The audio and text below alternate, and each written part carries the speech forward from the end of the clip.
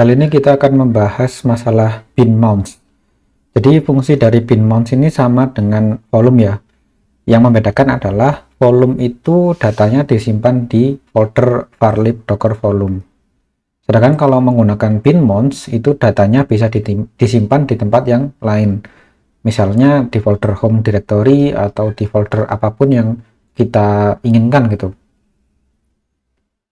Nah, fungsi kedua dari bin mounts adalah juga digunakan untuk mounting atau memasukkan file folder ke dalam kontainer. Jadi misalnya kita punya file konfigurasi atau file dari project-project website yang mau kita masukkan ke dalam kontainernya, itu juga bisa menggunakan bin mounts.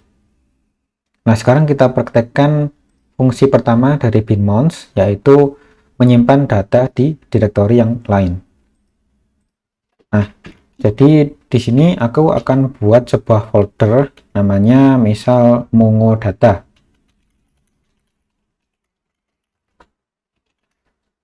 Nah, folder mongo data ini masih kosong ya, nggak ada isinya. Nah, kemudian aku mau menjalankan kontainer MongoDB, kemudian semua data dari MongoDB tadi itu disimpan di folder mongo data. Nah, itu bisa menggunakan komen docker run, kemudian min v. Nah, ini tinggal dituliskan nama foldernya. Misal mongo data. Kemudian kalau MongoDB ini datanya disimpan di /db/data/db. Ini bisa dilihat di dokumentasi dari Docker Hub. Ini ya, Docker Hub, kemudian bisa dicari misal ini where to store data. Ini kalau di MongoDB ini disimpan di /data/db. Nah, balik lagi ke sini.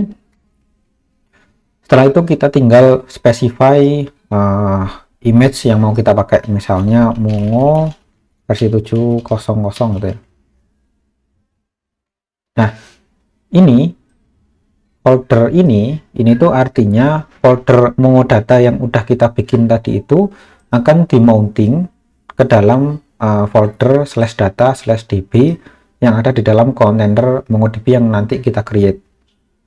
Jadi ibaratnya itu kayak menancapkan flash disk terus di-mounting ke drive E misalnya atau ke drive D dan sebagainya. Cuman yang di sini lokasinya tujuannya itu bukan E atau D gitu ya, tapi folder /data/db yang ada di dalam kontainernya. Nah, sintaks yang ditulis di depan ini tuh bisa relatif kayak gini. Jadi langsung /mongo_data karena kita berada di folder yang sama di dalam ini ya, mongo data ini, atau kita bisa menuliskan alamat panjangnya. Jadi misal /home ini user, terus ini aku ada di folder belajar docker, terus ke folder mongo data. Bisa kayak gini. Kita coba run, kemudian coba kita cek lagi di dalam folder mongo data ya. Nah, sekarang sudah berisi data-data dari MongoDB-nya. Yang awalnya itu kosong ya. Jadi ketika kontainer ini aku stop, misal ini aku stop, habis itu kita upgrade ke versi yang baru misalnya ya.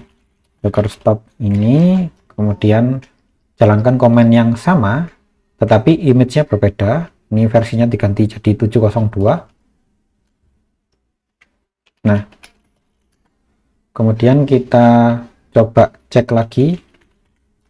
Nah, datanya masih tetap ada. Jadi ini bin mounts bisa digunakan untuk menyimpan data. Mirip sama docker volume ya. Cuman kalau docker volume datanya disimpan di varlib docker volume. Sedangkan kalau menggunakan bin mounts itu datanya bisa disimpan di mana saja. Nah, kemudian fungsi kedua dari bin mounts adalah memasukkan atau mounting file folder dari luar ke dalam kontainernya. Contohnya kayak gini. Jadi ini aku coba jalankan kontainer Nginx ya.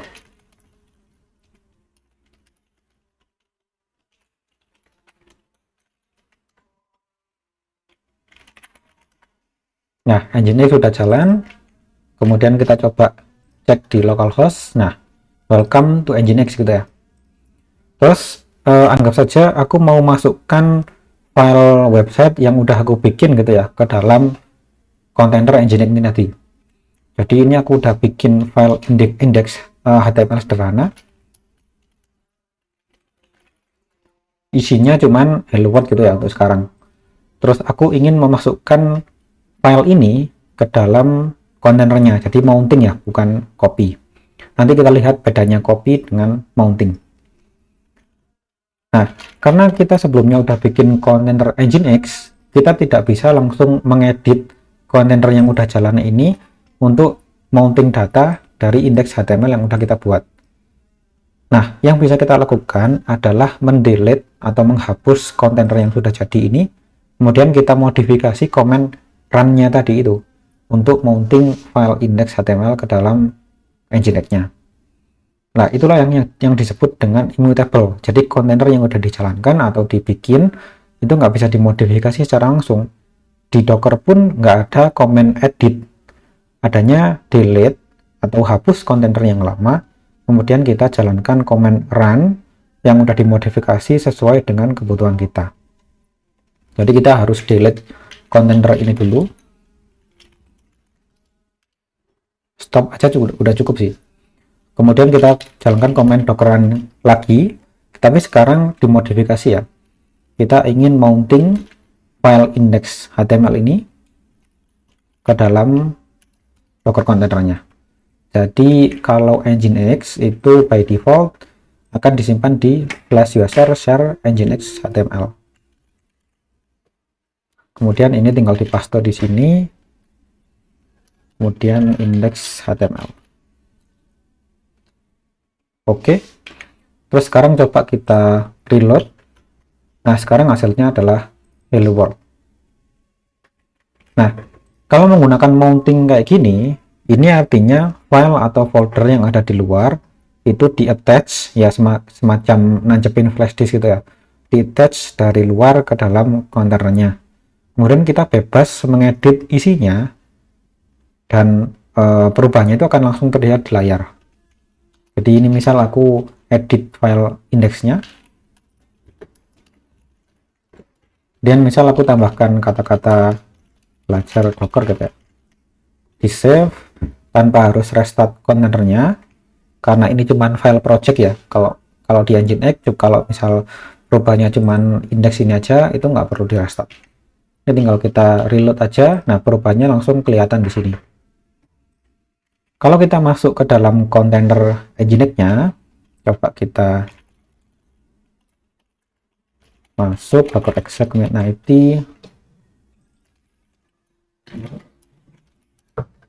Nah, kita coba ke folder share Nginx HTML.